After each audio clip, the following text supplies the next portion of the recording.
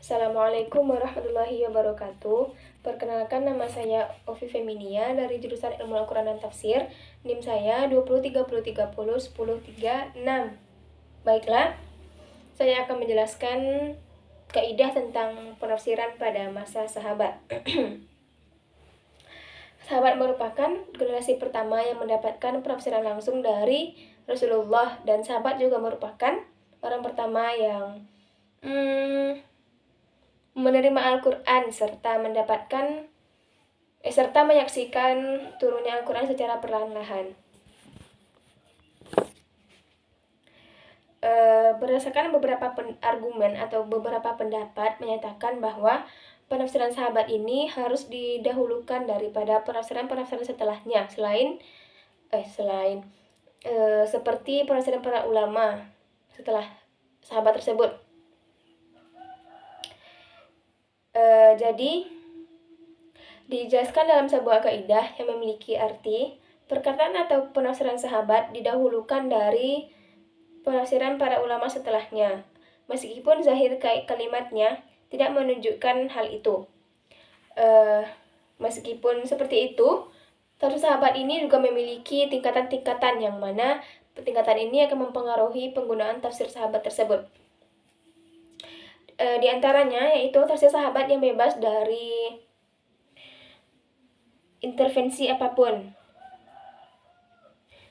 Tafsir sahabat yang tidak bisa diintervensi oleh rasio, maka dimaklumi marfu' yang berkonsekuensi kewajiban untuk merujuk kepada tafsir sahabat tersebut, seperti sebab an-nuzul, berita tentang alam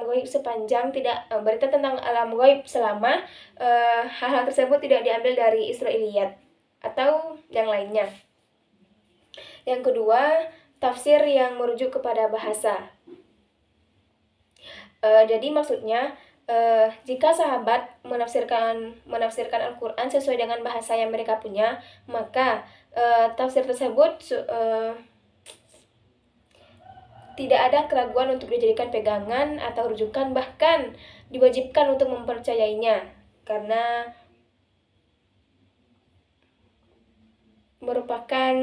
mereka merupakan adalah al-lisan. Yang ketiga, tafsir yang merujuk kepada Alkitab. Nah, jadi di dalam tafsir yang merujuk kepada Alkitab ini terdapat beberapa kisah Israiliyat yang mana Israiliyat ini dikelompokkan menjadi 3. Yaitu yang pertama adalah riwayatnya sah karena sesuai dengan Al-Quran dan Sunnah. Yang kedua, riwayatnya batil karena bertentangan dengan Al-Quran dan Sunnah, hadis Nabi. Dan yang ketiga adalah riwayat tidak dibenarkan dan tidak pula didustakan. Yang keempat, tafsir yang menggunakan ijtihad. Jadi tafsir yang menggunakan ijtihad ini terbagi menjadi 3 kelompok. Yang pertama, tafsir sahabat yang hasil ijtihadnya sama. Yang kedua, tafsir sahabat yang ijtihadnya berbeda karena adanya perbedaan pendapat di antara sahabat. Dan yang ketiga, tafsir seorang sahabat yang ijtihadnya tidak ditentang oleh sahabat yang lainnya. Nah, hal ini terjadi karena 2 sebab. Yang pertama, ijtihad tersebut masyhur, dan yang kedua, ijtihad tersebut tidak masyhur, sedangkan penafsiran sahabat yang tidak tersebar dan dikenal luas atau tidak jelas apakah tafsir tersebut dikenal luas atau tidak, maka dianggap hujjah oleh imam mazhab 4. Materi selanjutnya yaitu perbedaan penafsiran dalam sahabat. Jadi perbedaan penafsiran ini tentunya memiliki sebab-sebab. Di antara sebab-sebabnya yaitu yang pertama, sebab azati. Nah, sebab azati ini yang berkaitan dengan pribadi seorang mufasir. Yang pertama itu berbedanya tingkat ilmu pengetahuan dan pemahaman. Yang kedua, kurang zabit atau lupa. Yang ketiga, kurang lengkapnya pendengaran atau simak sebagian riwayat. Sebab yang kedua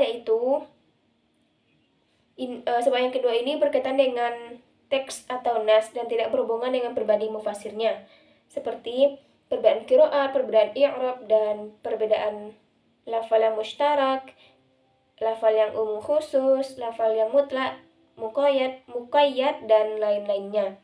Mungkin hanya itu presentasi singkat dari saya. Saya akhiri dengan wabillahi taufiq wal hidayah. Wassalamualaikum warahmatullahi wabarakatuh.